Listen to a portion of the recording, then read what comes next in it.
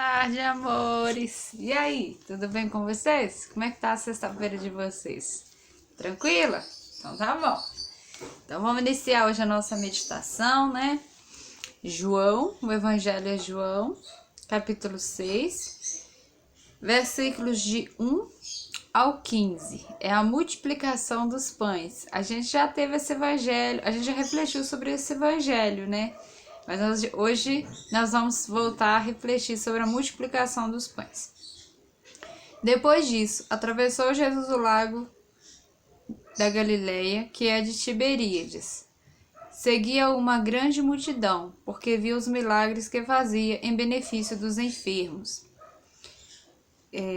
O primeiro ponto que eu queria parar com vocês já é aqui nesse versículo 2, onde diz que seguia uma grande multidão porque via os milagres que Jesus fazia, né? E a gente sabe que hoje em dia ainda continua assim, né? Quando se abre aí uma igreja e começa a acontecer curas e milagres dentro daquela determinada igreja, as pessoas morrem e se matam para estar ali.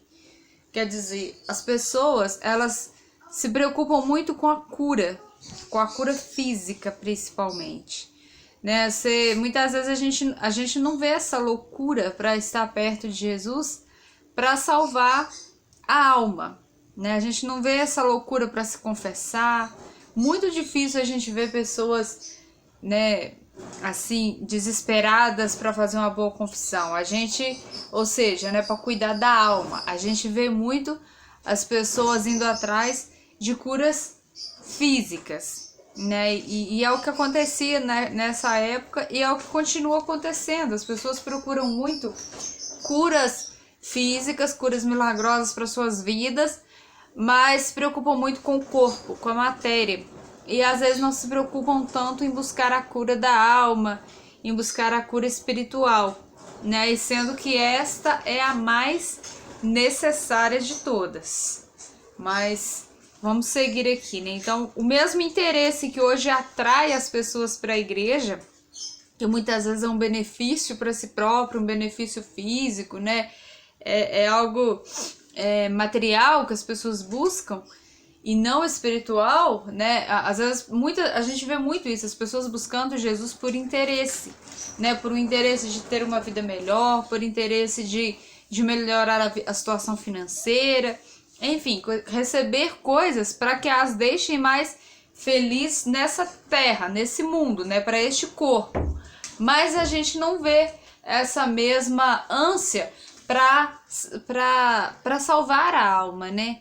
A gente não vê essa mesma ânsia para agradar a Deus, para simplesmente estar ali grato, louvando a Deus por tudo que Ele faz. Então, assim, é necessário a gente parar para pensar como que a gente tem procurado o Senhor, por quais motivos a gente procura o Senhor. Porque muitas vezes a gente busca de uma forma egoísta, né? Querendo só ter bem-estar, querendo ter uma vida feliz, né? Tudo bem, não é errado buscar isto, mas que isso não seja o objetivo principal.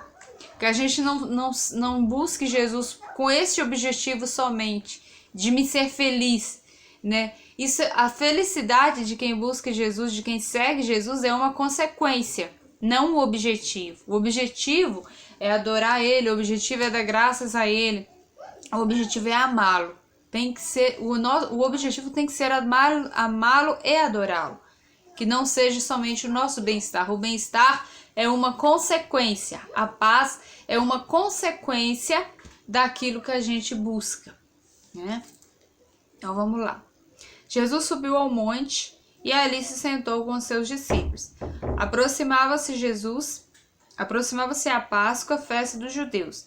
Jesus levantou os olhos sobre aquela multidão que vinha ter com ele e disse a Filipe: onde compraremos pão para que todos tenham o que comer?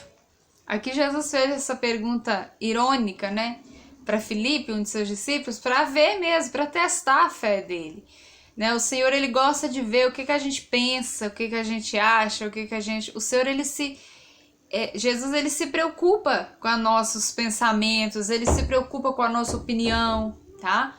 Então, assim, ele fez isso para ver mesmo. Vamos ver o que Filipe vai dizer. E isso também mostra que ele se preocupa com a nossa opinião, né, com o que a gente acha, com o que a gente sente. Esse versículo quer dizer isso também. E aí falava assim, para o experimentar, tá vendo? Pois bem sabia o que havia de fazer, né? Filipe respondeu, 200 denários e de pão não lhes bastam para que cada um receba um pedaço.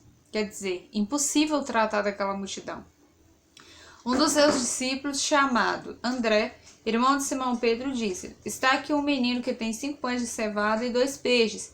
Mas que é isto para tanta gente? Disse-lhe Jesus, fazei-os assentar. Ora, havia naquele lugar uma relva. Sentaram-se aqueles homens em número de uns 5.000. Um ponto que eu acho interessante é esse menino, né?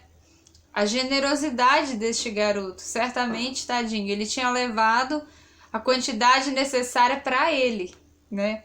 E aí ele, aparentemente aqui não detalha muito, mas ele se dispôs a colaborar, né, para que todos se alimentassem. E assim é o milagre. Muitas vezes o milagre acontece dessa forma. A gente pega o pouquinho que a gente tem e apresenta. E o Senhor, ele entra com o resto.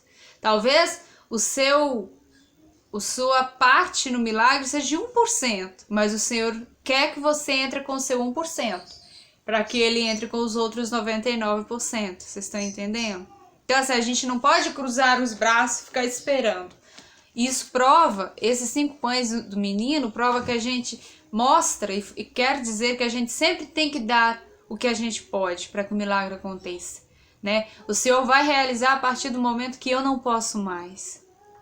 Não adianta, né, nessa fase que estamos vivendo aí de pandemia, eu ficar pedindo a Deus dia e noite para curar as pessoas, para me preservar do mal, né, do Covid, e ficar aglomerando, ficar saindo sem máscara, ficar por aí, né, sem higienizar minhas mãos, enfim. Então não faz sentido.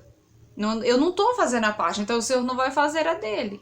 Porque eu preciso colaborar com a minha parte, eu preciso fazer a minha parte. Se eu faço tudo certinho e peço ao Senhor para fazer a parte dele, ele vai fazer, sabe? Isso é certo.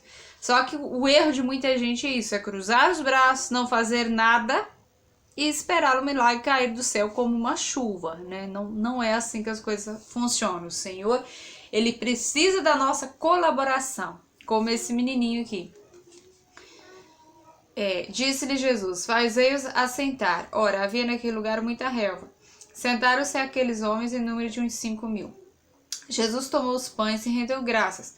Em seguida distribuiu-os às pessoas que estavam sentadas, e igualmente dos peixes lhes deu quanto queriam. Estando eles saciados, disse a seus discípulos, recolhei os pedaços que sobraram para que nada se perca. E aqui Jesus, né, mostrando também um outro lado, que é o lado da gente não desperdiçar, né? Desperdiçar principalmente alimento, gente.